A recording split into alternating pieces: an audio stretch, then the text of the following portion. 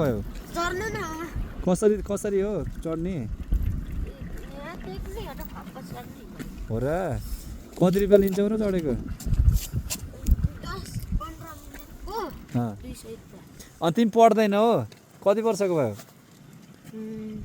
म 13 वर्षको हजुर मम्मी मरेदेखि मम्मी बित्नु हो हजुर के भएर बाबा कहाँ हुनुहुन्छ बाबु विदेश बेस हुनुहुन्छ कति कति कमाउँछौ त यसबाट यो घोडा चाहिँ कसको हो यो तेल बालेको हो यो भाडामा गर्छौ तिमी तिमीलाई यो गरेर दिन्छन् कि आफैले कमाउँछौ मलाई पनि दिनुहुन्छ दिनुहुन्छ कति रुपियाँ दिनुहुन्छ जति भएको अहिलेभन्दा पछि हुन्छ होला है पैसा धेरै अहिले कमाइदिनु हुँदैन नि चढ्नु न हामी चढेर आइसक्यौँ नि त हामी चढ्थ्यौँ तल भइदियो 100 रुपियाँ 300 रुपियाँ तिर्यौँ हामीले अहिले अघि आउनु पर्थ्यो चढिनु न अघि आउनु पर्थ्यो अनि मेरोमा पनि चढिनु न त्यहाँ मात्र किन छ नि त त्यो हो अनि हो स्कुल छैन नि यहाँ यता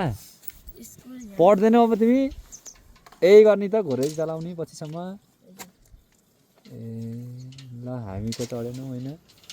चढिसक्यौँ तर हामी अब जाऊ अरू मान्छे भेटिन्छन् होला है अरू पाइन्न र यही मात्र हो 20 रुपियाँ खाएको कहाँनिर हो तिम्रो घर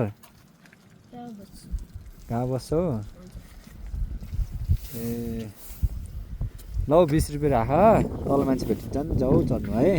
अर्कोपल्ट आउँदा तिम्रो घोडामा चढ्छौ के नाम हो तिम्रो रन्जित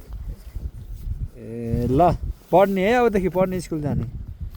यता तल मान्छे कोही मान्छे छैन नि यता अब आउँछन् कि जाऊ के